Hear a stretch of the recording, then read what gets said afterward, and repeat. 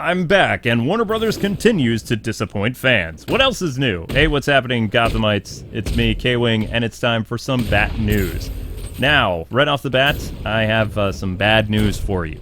The Batman Arkham Collection that is coming out for Nintendo Switch has been delayed until December 1st. Now, some fans are up in arms about this, but I don't really think that this is a big deal, and I'm going to tell you why. Because there's so many games coming out in October. I counted over 15, and out of those 15, I'm covering 8 on my Let's Play channel, so that's a lot of stuff. I mean, Batman was going to be pitted against Sonic, Mario, and Spider-Man all in the same month. Plus, on the 4th of October is a brand new Assassin's Creed game. So, I mean, if you're looking for that kind of like stealth, action, adventure thing, then you can check out the Assassin's Creed game that comes out in just literally a few days. Batman will be returning on December 1st for Nintendo Switch, and they just need more development time. In fact, the official Arkham Twitter handle said that the game needs more development time. They're not quite ready to release it. There's been some rumors that they were having some problems with Arkham Knight. I mean, duh. That Batmobile has got to be killer, as well as other saving concerns. All this stuff needs to be taken care of before the game comes out. Because Nintendo fans have only had the Telltale Batman, the point-and-click superhero adventure game, to really, get their superhero thing on. Outside of Lego games, of course. But the last time that Nintendo had a Batman Arkham game was Armored Edition, which was on the Wii U in 2012, I believe. And, of course, in 2013, you had the Arkham Origins game, minus the Mr. Freeze DLC and some other stuff. And that was really the last that we saw of the Batman Arkham games, or just Batman in general, on Nintendo systems. Outside of, the Telltale stuff, but that was really easy to get on the Switch. So I wouldn't really say that, that really counts. A true superhero experience, like the Arkham games, has yet to be back on a Nintendo system, and it's coming on December 1st. So that's not a bad thing. December 1st is wide open for Batman to be able to spread his wings, no problem. Unless, Spider-Man 2 gets DLC around that month. I mean, if they brought, like, Venom playable or something, like, at that point, yikes. But at the same time, Nintendo fans have actually been waiting for the Arkham experience, the full trilogy, to be on a Nintendo system, and it's looking like it will happen this year. Is it happening on the 13th? Nah, but that's not really that big of a deal. And, I'm totally okay with it. You can expect me to look over the game again, because I love the Arkham games. I owe a lot to the Arkham games, like on both channels. My wife has really renewed my spark in the franchise by watching her live streams of it, and she's actually gotten really good at the game. So I haven't really had to offer any input whatsoever, and I just usually sleep and then watch the streams back when I'm doing stuff later. So that's pretty exciting. She's actually finishing Arkham Knight pretty soon, and she's doing a great job. I've never seen somebody play the Arkham games so cool under pressure, especially with the Mad Hatter bomb missions. I mean, you know me, I got pretty heated, we'll say, with the Mad Hatter, and oh man, having some flashbacks of that. I'm still very curious how a lot of these games are going to work on Nintendo Switch. We know that it is not a cloud service, which, thank God, it is being optimized, and for the most part, both Arkham City and Arkham Asylum are running fine. The reason for the delay that I've heard has to do with Arkham Knight, and it makes sense. I mean, the Batmobile and all the other stuff, even downscaling it, has got to be a beast. That's why both Arkham City and Arkham Knight have to be downloadable games. Like, you get a code when you buy the box, and you just get Asylum, and then you have to download the 2 other games, and that's going to be pretty beastly on your system. So what I would recommend, just like when I covered the Batman Return to Arkham thing, is just install one game at a time. I have yet to actually uninstall Arkham Knight on my PS5. I don't think I ever will. That is one game that's always been constant, just like I've never removed Breath of the Wild off of the Switch. I did take Tears of the Kingdom off, but I guess I like Breath of the Wild more. I don't know. And of course I have the physicals of both Tears of the Kingdom and Breath of the Wild, but it was one of the first games that I installed on the Switch, and it's going to stay there. Just like probably once I download Arkham City, as long as it's not like an insane amount of gigabytes, which I still don't know the gigabyte size now that it's been delayed, I will always keep Arkham City on my Switch next to probably Breath of the Wild. just so whenever I'm feeling like, immersing myself in the world of Batman and, the accessibility of taking the Nintendo Switch wherever I want.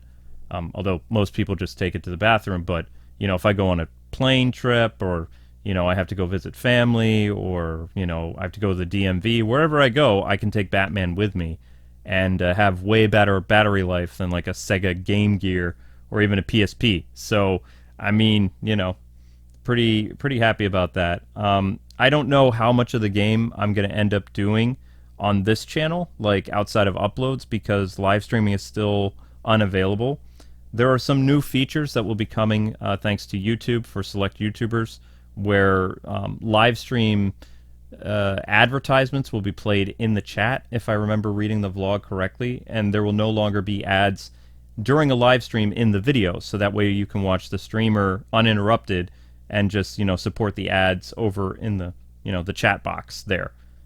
So once that happens, I believe, since it's a new OS, probably, that means whatever bug I'm experiencing with my YouTube gaming thing on Nightwing 01, which has prevented me from live streaming since the copyright strike in March, I think that should be resolved, because if it still has issues, then this is definitely deliberate, and I really need to talk with some people I can trust over at Google, because this seems very fishy. So if I'm still not able to live stream, I will definitely, bring that up, because that is a huge part of my livelihood on this channel, because it's not always easy to do these news videos, because you got James Gunn smacking people down left and right like he's playing Mario Tennis or something like that. And that man is just having tons of controversies over things he lied about his DCU, but that's besides the point. The Batman Arkham Collection should be great. Nobody needs to be upset that it's been delayed. I mean, delays happen a lot with Warner Brothers. Go back and look at most of the Arkham games that have released over the past, 10 years. A lot of them got delayed several times.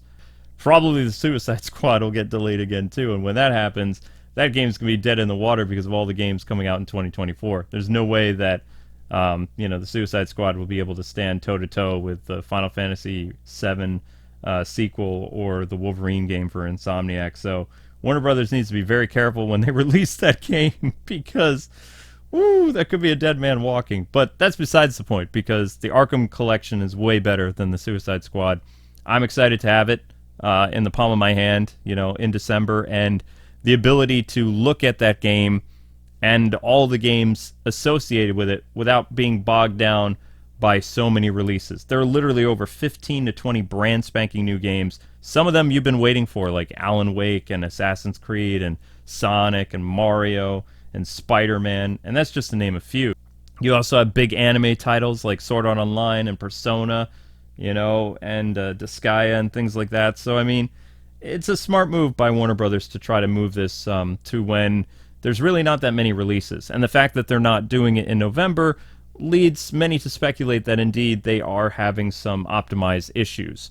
And after playing a really bad optimized game for Nintendo Switch, which was the Avatar, the Quest for Balance, I think that Warner Brothers needs to make sure that, specifically, that they get all the optimization working and working flawlessly.